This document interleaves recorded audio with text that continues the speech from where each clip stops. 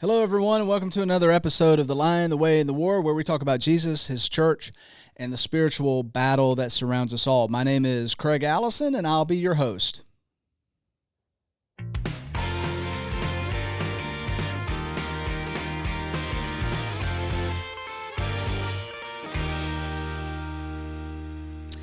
All right, today I'm excited to be sitting down with Tim Gann. Tim is a transfer student. He came to us this year. And you said you're a junior, right? You transferred as a junior. Where were you before? I was at a Volunteer State Community College in Gallatin, Tennessee. Okay, Volunteer State. So we made contact. You actually reached out to us this past summer. Came down, made a visit with us. Got to see the student center, and then you continue to keep in touch with me during the rest of the summer. A couple times you're like, man, I'm so excited to be coming down. And, that's a unusual thing to have students plug into us at that level. Normally we're chasing students down and trying to get them to come check us out and be plugged into the student center. But from day one, man, you hit the ground running. You came, you showed up. I believe you were at pretty much all of our Welcome Week events. And you've just kind of sustained that interest in our campus ministry. So I'm gonna get back to that. I'm gonna ask you some questions regarding, because that's a different approach that we don't often see. So I want to kind of pick your brain on that. But before we get to that, just for the audience, the listeners, to get a little bit of idea of who you are. So where are you from? Where's home? Gallatin, Tennessee. Okay, Gallatin, Tennessee, and I assume you graduated high school there, right? I did. So Volunteer State, and what were you studying there? At the time, I was doing criminal justice, and that's what I got my associates in. And then when I transferred here, I decided to change it to exercise science. Yeah, not an easy program. You probably know that already. So, and then what kind of interest do you have? Are you working anywhere? Do you have a job? I have a job right now, just that's kind of supporting me while I'm on campus. So, and obviously, I mean, you and I have talked, so I know the job that you have, and I'm still waiting. For those that don't know, Tim works at a coffee place, and I'm still waiting for him to bring me a cup of coffee. That hasn't happened yet, yeah. So it's okay. I'll keep reminding you. Maybe I'll have a good, nice, hot, fresh cup of coffee on my desk at some point here in the future. So exercise science, and you have a graduation date in mind yet? Do you have that figured out? Well, I'm actually supposed to graduate in 2026, so the degree would take an extra year for me to complete. Okay, so you're probably losing some credit hours and stuff transferring, or what's going on there? Just because I hadn't done the degree before, so I think that's all it really was. Okay, I gotcha. And then after you graduate, a degree in exercise science, what do you think you're going to be doing? Well, I have a few routes I'm thinking about. I'm still kind of honestly figuring it out as I go. I'll probably just use this degree just as a way of trying to figure out how, the body works and exercise. But honestly, a lot of it's been great because of how detailed everything is. You can just see God's signature on everything. Yeah. The body's an amazing thing. My body, probably not so much. I've got different pieces falling apart, but that's another story. All right, so kind of getting back to your pursuit, we'll call it that, your pursuit of the Student Center, wanting to come here and get plugged into a Christian ministry. What's that about? Well, when I decided to transfer to UTC, I had no interest actually in any of this because, I've I've been to churches and stuff like that where there have been cliques and stuff like that. And my dad told me about this place, and when we were in orientation in April, he said, we need to go here and just check it out. And I was like, all right, whatever, we'll see. And then when we walked in the door, I think immediately I never felt like so welcomed, and I felt like, man, these people are genuine, and that's what really grabbed my attention. I was like, these people really seem that they actually care. Man, that's great to hear, because sometimes I don't hear that, and it just depends, I think, on a whole lot of circumstances. The first impressions are always important, and I talk to my student ambassadors, our leadership there at the Student Center, about making sure that everybody that walks in feels welcome. I try to, do that, as awkward as I am. probably scared off more people than actually have come back. But yeah, it's always great to hear that people do feel welcome when they come to the Student Center, and that's certainly something that we want to continue to do and even get better at. So I'm glad to hear that. So is your dad actually that cued you in to the Student Center? Yeah. Okay, well, kudos to your dad. Absolutely. Thanks, Brian. If you're watching this, it's your dad's name is Brian, right? That's right. Okay, thank you, Brian. Appreciate that, because Tim's been a great asset to us at the Student Center, and his involvement is great to see. Okay, so I've got a few questions here that we're going to probably just jump around and have some conversation about it. And if I ask anything that is off limits, just say, you know what, I'd rather not talk about that. Okay. So the first thing, I'm trying to get this microphone positioned where it needs to be. So, talking about you getting plugged in and stuff, you signed up for our Adopt a Student program. Yeah. And for those that don't know, we have members here at Central who will volunteer to basically take our college students in and, develop a relationship with them while they're away from home, kind of be the family away from home. And so you got assigned to a lady here at church, and I don't think she'll mind if I share. Tammy Crowder is your adoptive mom for however long we're going to go through this. And I think you guys she's already been out on a date with you, right? We went to go get dinner last night. Okay. Here's the cool thing about Tammy. She has had adoptive students before, and she still maintains, there's still that contact, and that speaks a lot to the type of person that she is. And so I think you've got a great adoptive mom here at Central that I'm hoping you guys will develop a good, deep, meaningful relationship with her.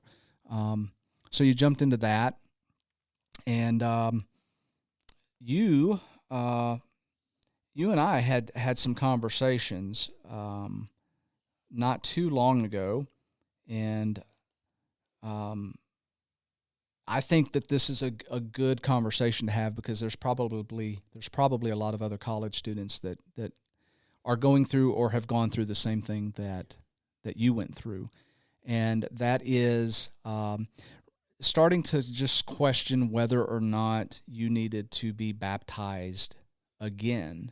Okay, and so part of our conversations revealed that you were pretty young the first time, and that's not uncommon, especially in the world of teenagers or preteens. They go to these summer camps, and there's this whole kind of like group think kind of thing. And so one kid decides he's going to get baptized, and then all of a sudden you got 50 other kids that decide they want to get baptized too. And that's just one example of kids getting baptized and maybe not understanding or fully realizing what they're doing. And so as they get a little bit older, they begin to think about that in a different level of maturity, and I guess just really begin to question whether or not they had been baptized for the right reasons. So you and I had that conversation, and we talked, and one of the things that I said, and I've been through this before with other college students,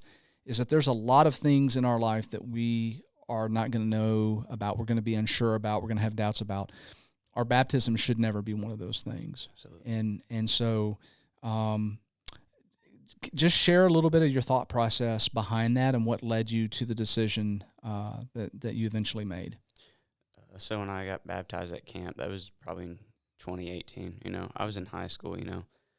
I wasn't old, but I wasn't young either. I was just a freshman, and I remember, I think whoever was preaching or teaching that night said something that really struck with me, and it made me want to change my life around. But at the same time, I feel like I was just scared, and like I just wanted to do it just to go to heaven. Mm-hmm. And I feel like I wasn't doing it for the right reasons. I didn't do it because I feel like I didn't love Jesus.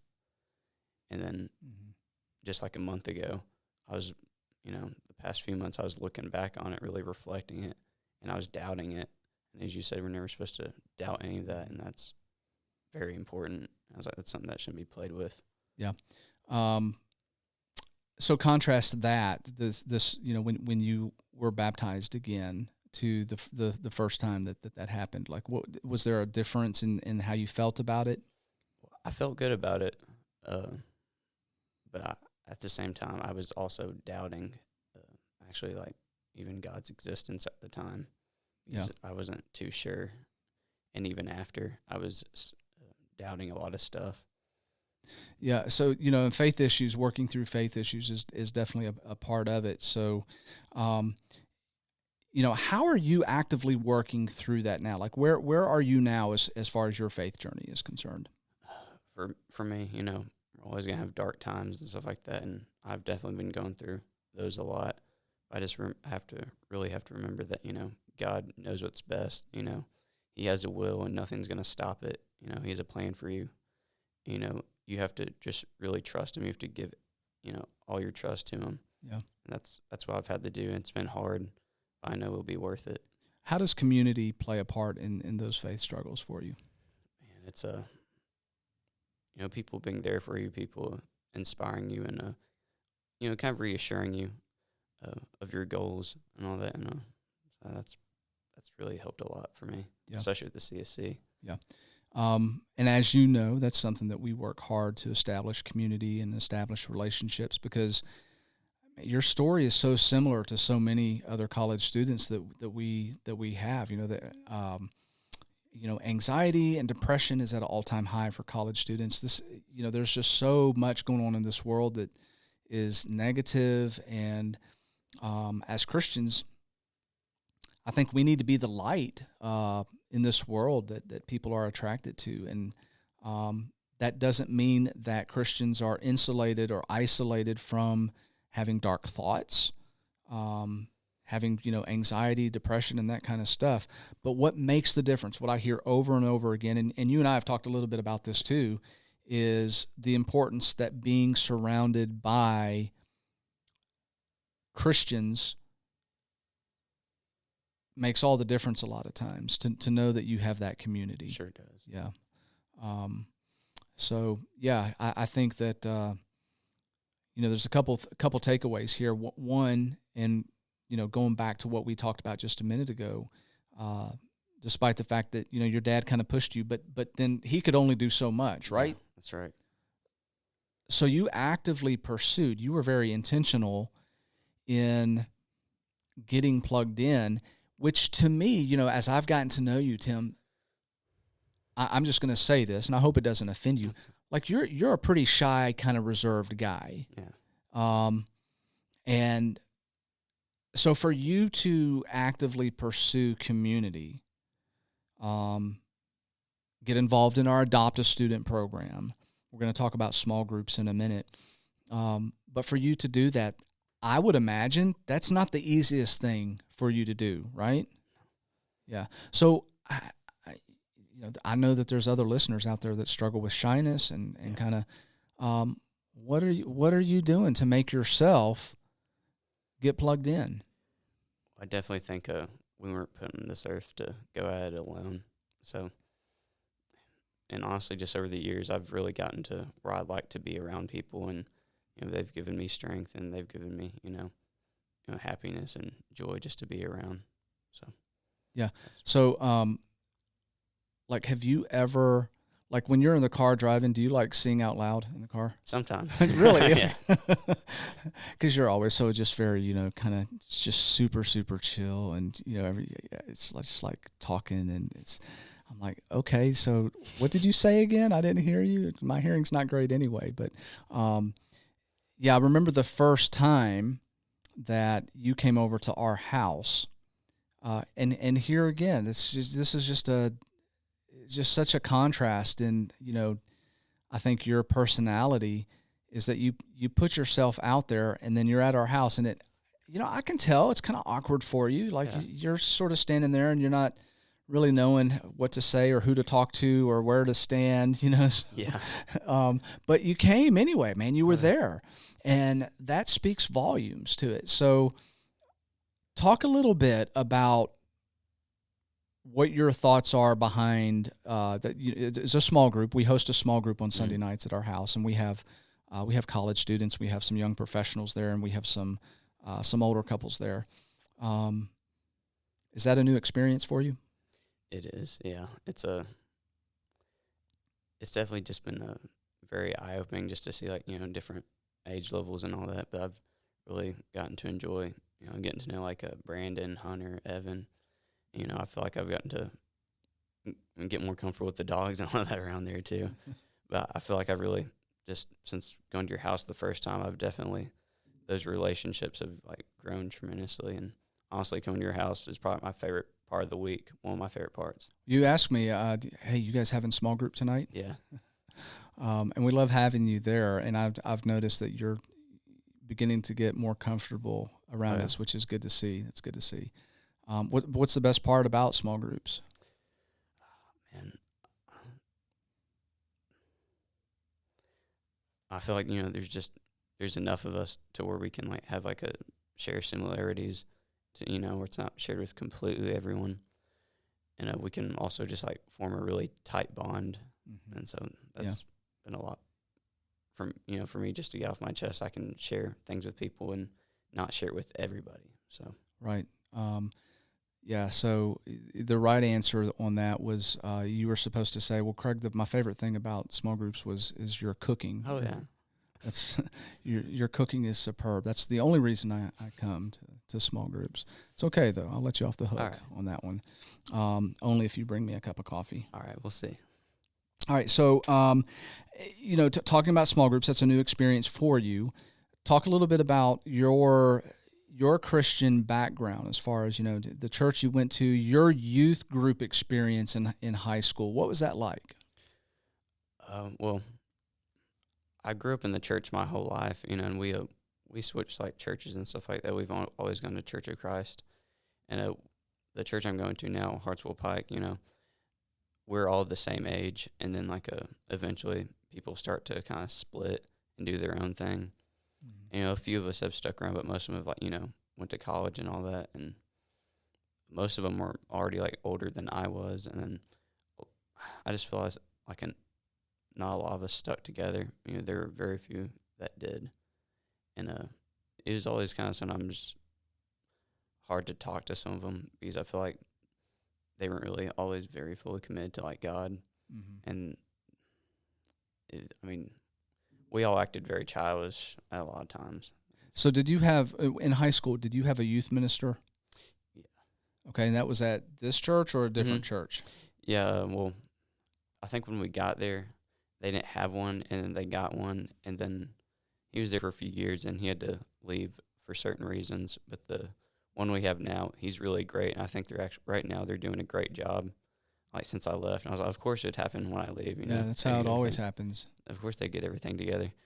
But the youth minister over there now, I was friends with him before that, and when he told me he was going to be the youth minister, I was like, yeah, right. But honestly, like, he's done a really great job. Yeah. So what do you think makes a good, effective youth ministry? And here's the reason I'm asking is because a lot of times as college students enter college for that first year, their freshman and their sophomore year, how their youth ministry went, a lot of time, and well, there's other things too there with parents and home and church leadership and all of that all plays a part in it. But youth ministry does impact whether or not a kid stays plugged into their faith while they're in college. And unfortunately, the vast majority of them don't. They don't come to church when they get to college. They basically lose their faith. And so I always like to ask college students their experience, what type of youth program that they had while they were in college, what that looked like. So, if you were going to, I guess, give your youth ministry experience as a kid, as a high school kid in a youth program at church, how would you, goods, bads, pros and cons to that? How would you rate that? Well, I feel like, it's first of all, the youth minister, like, I used to think, I didn't really pay attention to how hard of a job it was, but now just looking at just the stress and the toll it takes on that person, it's insane, and I definitely couldn't do that job. just because they're there all the time, and they're trying to really help these kids, form them to being Christians. Like they have to do that part, but also it's part of the parents' Right. part too. Right. And I definitely think as a youth minister, like you gotta form those like personal relationships with them, and you also have to like, I don't want to just say like you have to teach really good lessons all the time, but you have to teach things that are meaningful and relevant to like kind of like the group around. Yeah, you got to know how to talk to that Yes. age and relate to them. Yeah, and absolutely. I feel like you can't just talk to like about broad subjects all the time. You have to be very specific, and and so that their faith can grow, when they leave and like out in college or work or whatever. So, yeah. So how was your experience going through that?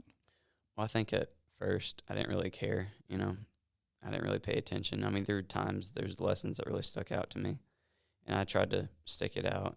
Try to be a good Christian, and all that, and then life would get in the way, and I just wouldn't care. But like here, the past year, honestly, just the past few months, before I left for college, I noticed like things were starting to change, and I was starting to change, and I feel like what was happening over there,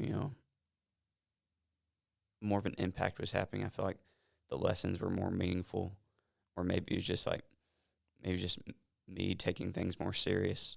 And so I think a part of it has to be you have to be willing to take that step as well, not just the youth minister. Okay, so was this your senior year of high school that things began to change for you, and you began to, I guess, things began to resonate more with you, or is this after you'd already left and you were still at that church, but you were at Vol State? Well, Vol State is in the same area, so I was still living at home. Right. So it was probably just like my sophomore year, and like at Vol State, I was starting to really pay attention to stuff. And honestly, gotcha. Just this past year, I've really just started to actually care. Okay. Why do you think that is? I think a lot of it's maturity, but also like life experiences. Because when I graduated high school, I didn't even really want to do college, and so my dad made me go to college. And I'm really glad he did. I was in the work. I worked in all that a lot, mostly full time. I've worked at different places, and I feel like I got experience of like life experience and college experience. But I feel like doing that also made me grow and mature more.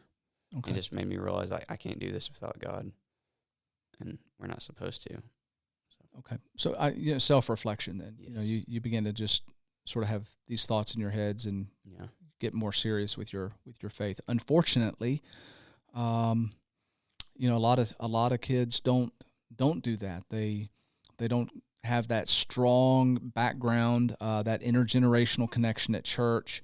They're coming from a lot of times churches that have gone through splits, and there's not good leadership there. Their youth program is basically just like activities based, so there's not a whole lot of meaningful studies. And I mean, the sad statistic is that they get to college, and if they drift away their freshman or sophomore year, they typically don't come back. They're gone for the rest of their college career. And then the statistics also bear out that they're out of church. They leave their faith, so we lose them. And so trying to hone in on people like you who have beat those odds, that I wouldn't say like you're just in the greatest place, like the strongest place ever of your faith, but that initial risk, that big risk that so many college students face, you've navigated that. You've been intentional about being plugged into a campus ministry, developing relationships, developing a community, and doing that despite your personality, which is like really introverted. The fact that we're on this podcast, it's, speak, because you're like, hey man, I'd like to be on the podcast sometime. You seem to be a pretty big fan of the podcast. So I've been listening to it a lot. I know. So thank you for that. But there's just such this like dynamic contrast between what I typically see. Normally a college student in your position right now that we're having conversations like this that that they've plugged in are very outgoing, outspoken, very extroverted. Yeah. And so I'm trying here live on air to capture what it is that you've done as an introverted, shy kind of guy to latch on to this. Well, for all the other shy people out there that are listening to this, what you have to say may be really important. For most of my life, I feel like I've been shy for most of my life, and I've done mostly a lot of stuff just alone. I didn't really have too many friends, and then to a point you kind of get tired of that because you realize this is kind of miserable. So I don't want to be like this anymore. I don't want to feel like this, and so you get to get out in the world and start to see things from a different perspective. You get to see there are good people and there are bad people, but I think for the most part there are a lot of good people out there, and I think that can be very inspiring. Was there a moment that you realized, I need people? Like, was there a low that you realized I've got to change, something's got to give? I mean, I still have moments like, it's like, oh man, I just want to be alone. I just don't want anyone to bother me. But at the same time, it's just like, I don't want to be alone. Like, I need people. I can't do it alone. We're not supposed to. Like, I wouldn't be able to do a lot of things I've done, like overcome things without, people on my side, just mentors like my dad or just friends I've had. I probably would have really gotten baptized, if it wasn't, for other people pointing things out and me reflecting on it. Yeah, but there's that piece of it where, people can point out things and they can suggest, Yes. but there's a point where you, as an individual, have to decide, this is what I'm going to do. Yeah. Well, it gets you thinking. So, I talk a lot about intentionality, putting yourself out there. I by nature, some people may be surprised to hear this, I'm introverted. And as you said something that really resonated with me, where you still have those moments where it's like you need the alone time. Sometimes. You got to decompress from all the noise and stuff because it can overwhelm you. So you have to have that. And the risk for introverted people is to get caught up in a cycle of being alone. And you get in your head. Exactly. Yeah, getting in your head. So you've also signed up. We're going to Costa Rica in May. You've signed up to go to that too. Oh, yeah. So this speaks to this being intentional as a reserved, introverted person to defeat that that cycle that seems to be so prevalent right now in your age demographic. And there's a lot of depression and anxiety, and those who are more like have a propensity to be alone, I think, are more susceptible to that. That's been my experience anyway. Just this past week, we had a kid right across from the student center that overdosed, and I haven't heard if that's been purposeful or accidental, but that's 4 this semester that have lost their lives. And so it speaks to the element that the stress, I think, of the world and just all of the things that you guys are bombarded with right now, the comparison and not being enough and social media and everything just constantly in your face, exacerbates and leads to depression and anxiety and all of that stuff. So I'm saying all that to say that fundamentally, people that have a personality like mine and yours are more susceptible to getting drawn into that cycle, that dark cycle. Okay, and man, it's so important that we latch on to whatever it is that you are pursuing that is helping you break out of that cycle and not fall victim to that. Okay. And maybe I'm wrong, but from an outside perspective, looking at you, I see a guy who is being very intentional about plugging into stuff, even though it's out of your comfort zone. Yeah. Well, for the most part, I want to do this stuff, and I'm excited to do it. And I feel like those are opportunities, and those opportunities shouldn't be wasted. Yeah. So that's the way I kind of look at it. So take hold of opportunities when they arise. Yes. Okay. Good.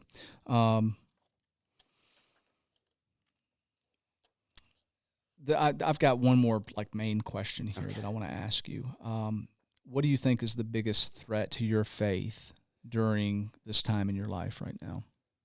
Overthinking, just in my head. It's like, when I am alone, I'm at the CSC, most of the time, but, was just like me when I'm walking home, or I'm in my dorm or apartment, or just in my truck, just driving around, I'll get in my head and I'll overthink it to the point where it's almost like poisonous, just to your soul and to your spirit. And just here lately, I've had to just learn to let that go. I have to put my faith in it. I'm just going to give this to God. I'm not going to worry about it, because God doesn't want us to worry. Worrying's useless. It doesn't do us any good. There's a point where we have to act on certain things, but I've had to put all my faith in Him, and that's honestly, it's really helped, and it's given me peace and comfort. How do you let it go? Just pray on it, and I just tell God, I was like, look, God, I'm gonna give this to you. I'm gonna let you take care of this, because I know I know your future for me is gonna be great. I'm gonna have hope in that, and I have to have faith in you. Prayer. Yes. And that works for you. Yeah, it does. You've heard me teach a class about the power of prayer. It's kind of like this superpower that God has given us that so many Christians don't realize just how effective and impactful prayer is. Yeah. As a matter of fact, coming up this weekend, starting Saturday, Central is doing 24 hours of prayer, where we have church members that are signed up to come and spend an hour here nonstop praying. And I would ask those that are listening, beginning at 12 noon this coming Saturday through 12 noon on Sunday, to pray for your community, pray for the church, pray for the Lord's hand to be on the Chattanooga city, the area, because there's struggles here just like in every other community. But to spend an hour in prayer, you can come join us at Central during any of those times and pray with us, because we're going to be praying about a lot of different stuff. And I'm so glad to hear that as a college student, you've already figured that out, that prayer actually works. I wouldn't be here without it. Yeah, that's great. Okay, so we always close out with final thoughts, and grab my social media device here. I'm going to read 1 Peter chapter 1. Verses 13 through 15, and we're going to do something different now, because if you're listening, I want you to go ahead and take this time right now to pull up your phone and read this along with me. Before we do that, I just want to thank all of our listeners. If you're watching this on YouTube, hit the subscribe button. We need more subscribers, and you'll get notified anytime we have a podcast that's up and ready to watch. And consider being a sponsor of this show. We're always looking for sponsors. So if you've got something that you want to get out there and have other people hear about, let us know. If you've got a topic that you would like to hear us talk about and address specifically, let us know that too, and we'll be happy to cover that. I've got some exciting guests lined up to be on our podcast in the upcoming weeks, so you're not going to want to miss those. And one in particular I'm working on, and if that actually happens, I'm going to be super excited. And I think a lot of people will be surprised to see one of our upcoming guests coming on. Okay, so final thoughts. 1 Peter chapter 1, beginning in verse 13. Therefore, preparing your minds for action and being sober-minded, set your hope fully on the grace that will be brought to you at the revelation of Jesus Christ. As obedient children, do not be conformed to the passions of your former ignorance, but as He who called you is holy, you also be holy in all your conduct. Since it is written, "You shall be holy, for I am holy." Until next week, thank you for listening to The Lion, the Way, and the War. Be kind to one another, and remember the Creator of this universe loves you so much that He gave up His only Son for you. Have a blessed day.